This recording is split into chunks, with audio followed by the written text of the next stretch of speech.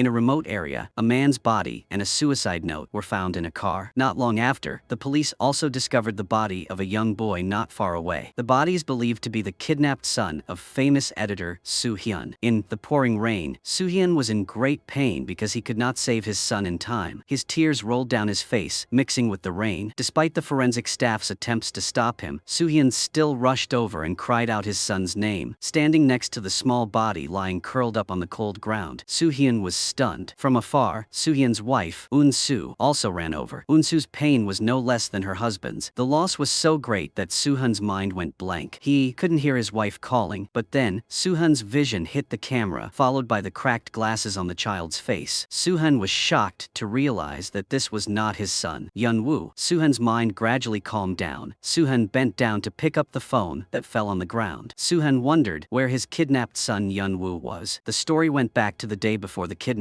Soo-hyun is a famous and honest news editor. He does not hesitate to expose corrupt officials who abuse their power to commit corruption and illegal acts. Soo-hyun had made enemies with many high-ranking officials, so they were constantly looking for ways to bring Soo-hyun down. Recently, a prosecutor colluded with a senior manager of the prosecutor's office to receive bribes was exposed. However, that person was only dismissed from his position without being punished by law. Soon after, a bigger political case broke out, and the person who directly received it was none other than Soo-hyun. 2 weeks ago, BSN received important intelligence about illegal funds between So Ki-tae Group and a famous congressman Hwang. It is worth mentioning that the chairman of Ki-tae Group at that time was Soo-hyun's father-in-law. Ki-tae had warned Soo-hyun to stop reporting. However, with his absolute righteousness and desire to bring evil to light,